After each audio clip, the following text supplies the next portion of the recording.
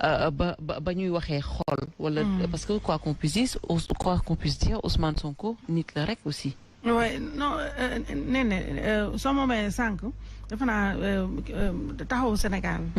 moo ko monsieur Samb. voilà donc dama laaj benn juriste là en plateau en direct. ci corruption de mineurs. et corruption de la jeunesse. Parce que même maintenant. C'est dans le code pénal. Voilà donc loolu laa bëggoon a wax voilà donc mais dafa am benn passage bu ma merci Abdoulaye Mbow. Merci Abdoulaye Mbow. Il est là pour. waaw day roube waaye pour roube. waaw léegi donc il dit le délit de corruption de la jeunesse visé par le procureur est différent de celui de corruption du mineur. La corruption de la jeunesse prévue à l'article 324 du code pénal réprime tout adulte qui favorise la débauche d'un jeune de moins de 21 ans, même majeur. Donc là, il rajoute, dans le cas du dossier de Adji Sarr, si le juge établit qu'il y a eu un rapport sexuel, même consenti entre Sonko et Adji Sarr, le délit serait constitué. Et même les Khady Ndiaye ne pourrait pas y échapper, car non seulement accablé par le témoignage de la masseuse Seynabou Ngom, mais la rencontre Sonko-Adji Sarr s'est déroulée dans ses locaux. C'est juste... Parce qu'ils n'ont rien sur le viol. Ils n'ont rien sur le viol. C'est corollaire. C'est pas corollaire du tout. Non, si, monsieur, c'est corollaire. D'accord.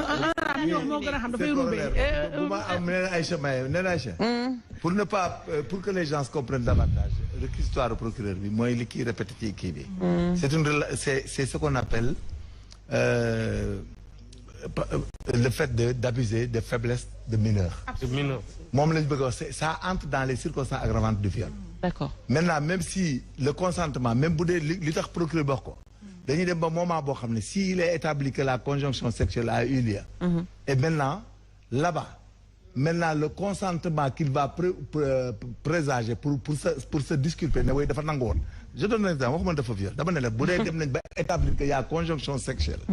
Je vais procureur bi diko door fofu du génn. D'accord. Motax mu jalax ko fofu. Voilà pour ñëpp xam ne loolu lay def. S'il te plaît, 30 secondes rek. Du échapper. Néné xam nga je pense que sénégalais yëpp même honorable mi je pense ñëpp ils ont été choqués par propos yooyu Ousmane Sonko wax té non mo dugal fofu de. Man kay Sonko lu mu wax baax na. Voilà. Sonko wax baax na. waxul loolu. Honorable Sonko wax baax na. Sonko waaw lu mu wax baax na. Je vous le concède. Non, je vous le concède. Vraiment wax ji franco la. Je vous le concède. Alors donc ñun ñi nga xam ne lu Sonko wax du nekk mu sell. C'est comme ça. Voilà léegi xam nga li nga wax ne dafa am solo te je reviens à ce que je disais plus haut mooy rek kilifa. xam nga tey ji man maa ngi nii maa ngi gérer honorable am na yu bëri yoo xam ne je dis pas le fond de ma pensée sur Sonko pour ne pas choquer honorable n'est-ce pas donc nekkul loo xalaat nga wax ko nekkul tamit lu ne nga mun ko wax xam nga tey jii dafa am benn glissement sémantique bu garaaw boo xam ne nit ñi seetluñu ko Sonko au début xam nga fii dafa amoon xëy na dina si ñëwaat si dialogue bi ngay wax benn bicéphalisme moo amoon wala bipolarisation du jeu politique entre Sonko président Macky Sall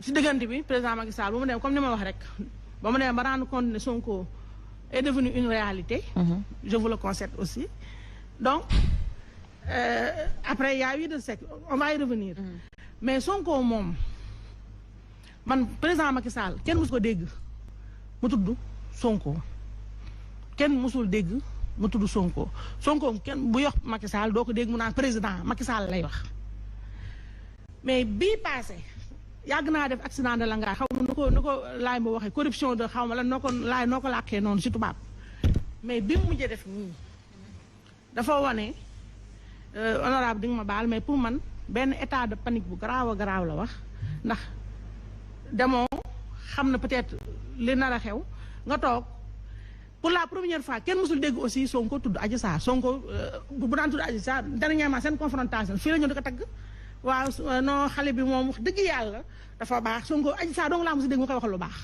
Adji Sarr donc bizarrement ki la yóbbu tribunal. dafa ne manqué wu ma respect. waaw ma ñëw pourtant maa yow bokk nañu wax de. ma ne Sonko fii ci Sénégalais yi fi nekk yëpp. y a que Adji Sarr qui trouve grâce à ses yeux Adji Sarr dong la ma sa toog waaw Adji Sarr ñëpp du yuuxu ñoo honorable ñi di xas xale bi moom mais Sonko bu téye micro waaw Adji Sarr vraiment dafa respectueuse dafa nii dafa nangam pour la première fois bii bu keroog bi mooy li ma la wax ne état de panique bu mu nekk toog na naan waaw dangin xoolal le mot dangin. état de panique wala sës. nit ku sës mais yëpp même l'un dans l'autre. l'un dans l'autre yi muy def nii yëpp.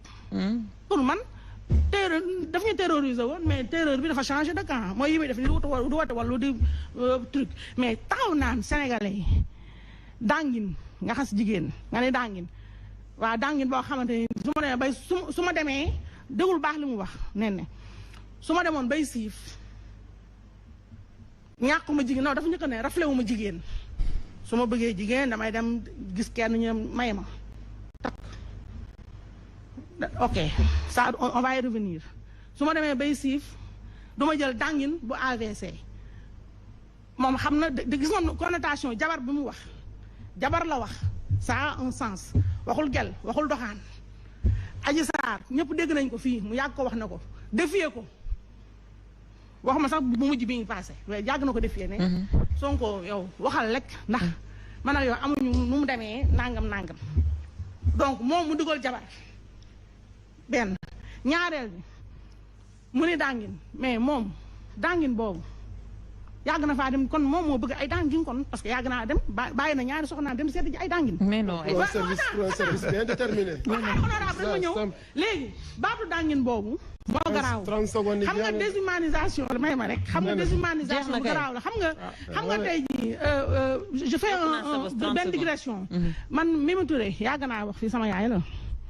moi bokk naa si ba tey dafa dugg si assainissement bi ñuy wax si truc man je suis très choquée su ma gisee yi muy def nii mais ci barki dem mooy Njaay yàggul législative yi Sonko fii la taxaw xas ko musóor beeg xaw ma la am yu garaaw yu mu ko waxal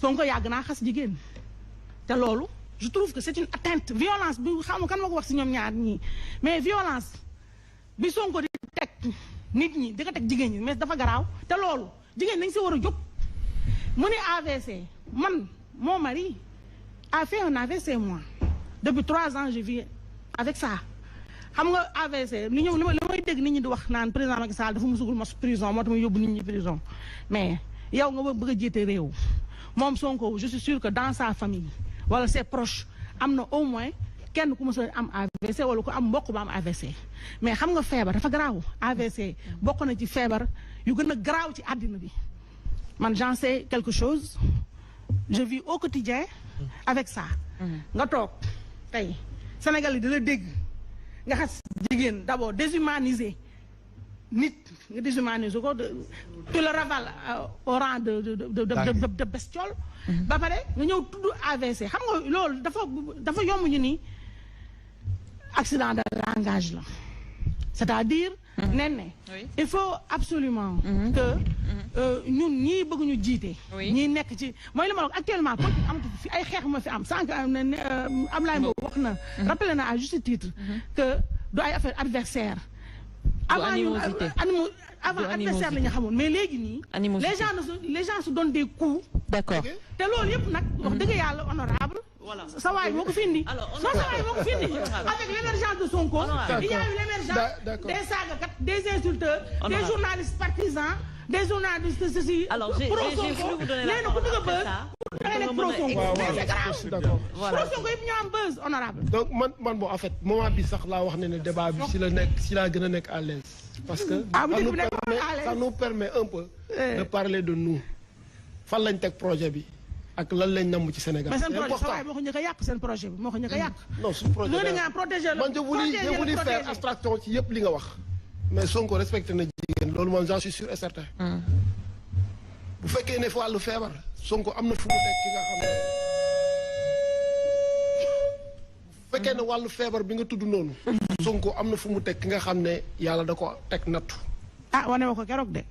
je vais vous dire. dinaa la wax benn kii pour rek pas vous parler de l'organisation interne de PASTEF et vous parler un peu de la commission médicale.